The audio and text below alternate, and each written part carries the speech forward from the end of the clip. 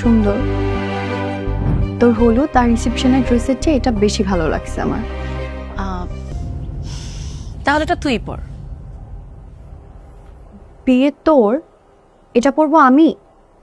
কিছু খাইছিস হাবাগো? হ্যাঁ, আমি হাবাগোবা দেখেই এত কিছু লুকাতে পেরেছিস। যখন লুকিয়েছিলাম তখন বাচ্চা ছিলাম, বুঝি নাই। তাহলে এখনো কেন লুকাচ্ছিস?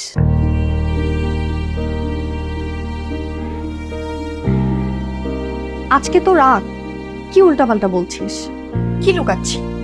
যা যা, রেডি হ, এমনি লেট হয়ে যাচ্ছে।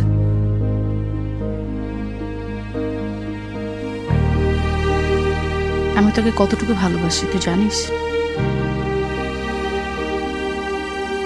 জানি। তাহলে এত বড় একটা সত্যকে কেন আড়াল করতে চাচ্ছিস? চোখের পানি মানুষকে যতটা হালকা করতে পারে আর কিছু তা পারে না। আমি সব কিছু মেনে নিতে পারবো, কিন্তু আমার জন্য তুই কষ্ট পাবি এটা আমি মানতে পারবো না। তানিমকে তুই পছন্দ করিস, ওকে নিয়ে এতটা দিন অনেক কিছু ভেবেছিস। আমি চাই না ওগুলো মিথ্যা হয়ে যাক। হ্যাঁ, পছন্দ করার মতো দুনিয়াতে একটাই ছেলে আছে না? কয়েক মাসে ভালো লাগা কয়েকদিনই চলে যাবে। আর শোন, তোদের বিয়ের পরও কিন্তু একটা সুযোগ থাকবে, আমার থেকে দূরে দূরে রাখবে তানিমকে। আজকাল কিন্তু এসব অহরহ ঘটে।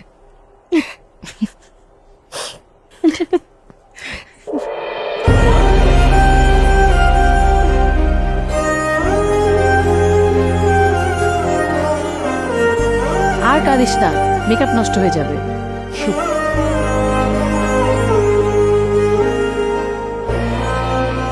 আপনার কোনো দোষ নেই, আপনি আমাকে অনেকবার বলতে চেয়েছেন, আমি ইচ্ছে করে শুনিনি।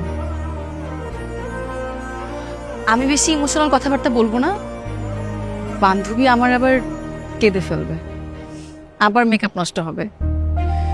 আমি শুধু আপনাকে একটা কথা বলবো, তোরে যদি ওই সময় আমাকে আপনার নাম ঠিকানা দিত, আমি কিন্তু আপনাকে ঠিকই শাসিয়ে আসতাম।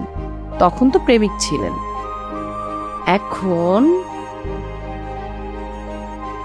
আমার বান্ধবীকে আপনার হাতে তুলে দিচ্ছি। যদি কখনো শুনি তোরকে কষ্ট দিয়েছেন, খবর আছে কিন্তু। সামনের মাস থেকে মার্শাল আর্ট শিখবো ঠিক করেছি। I love you so much. এভাবে বলিস না, বেচারা কষ্ট পাবে। সরি রাহা।